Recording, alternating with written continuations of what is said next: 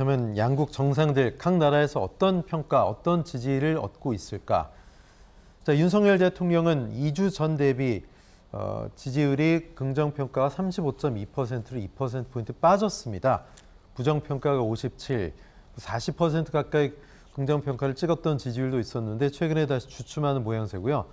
기시다 후미오 총리는 원래 지지하지 않는다가 더 높았는데 41%로 40%, 1% 차이로 지지한다가 더 응답이 많았습니다. 약 7개월 만에 골든크로스를 이뤄냈다라는 여론조사, NHK 조사인데요. 자, 윤 대통령 지지율은 빠졌고 기시다 총리는 좀 올랐습니다.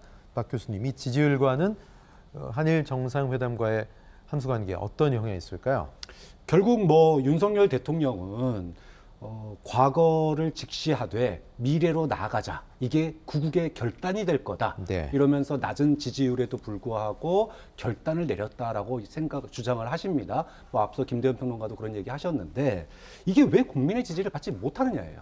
바로 이런 결과 때문입니다. 즉 우리가 물에 반 컵을 채웠으니까 일본이 반 채워주길만 지금 기다리고 있는 거예요. 결국 결론은 일본의 선처만 바라는 꼴이 됐습니다. 이게 정치고 이게 외교냐? 국민들은 그렇게 바라보지 않는다는 거예요. 결과적으로 기시다 후미오는 사실 인기도 없는 사람입니다. 일본 내에서. 그런데 이번에 한국의 그런 저자세가 결국은 일본 보수의 입지만 더 단단하게 만들어주고, 그리고 원래 아베보다 기시다 후미오 총리가 더 우쪽이 아니었어요. 네. 그런데 우리가 낮은 자세로 나가니까 지금 더 강경하게 우쪽으로 가고 있습니다. 지금 이런 일본의 분위기를 보면 결국 우리의 지금 3.1절 기념사나 아니면은 제3자 변제 방식이 미래로 나가는 초석이 되는 게 아니라 오히려 일본 보수 세력의 입지만 굳혀줬고 우리 국민들의 분열만 나왔다. 그럼 국민들은 왜 지지하지 않을까요? 이유는 간단합니다. 과거에 보았고 현재도 보고 있기 때문이에요. 과거에 우리가 65년 한일회담 그걸 통해서 결국은 그럼 그 돈 어디에 쓰였습니까? 독립유공자나 아니면은 소위 위안부로 끌려간 여성들이나 또는 강제징용으로 끌려간 사람들 왜 쓰였습니까? 나라가 어렵다는 이유로 경제에 다 투여됐습니다. 그러면 나라가 잘 살아졌으면 그 사람들 챙겨야 되는데 네. 친일파의 후손들은 잘 살고 그 사람들은 여전히 가난하고 힘듭니다. 두 번째, 과거만 그런 게 아니에요. 현재도 그렇습니다.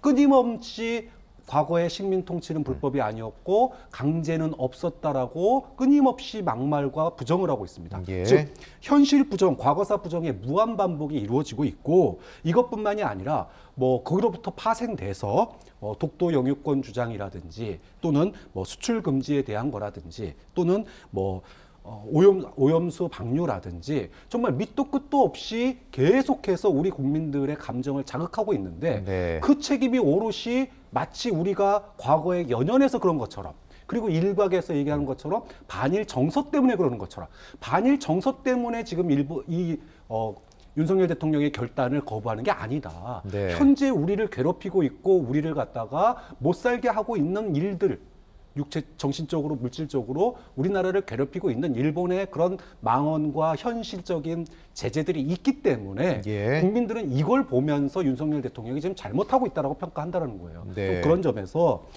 차치 이것이 일본의 선처만 바라는 그런 굴욕적인 외교 또는 일본이 물을 잘 따라주기만을 기다리는 그런 수동적인 외교로 비칠까 봐 굉장히 우려스럽습니다. 네.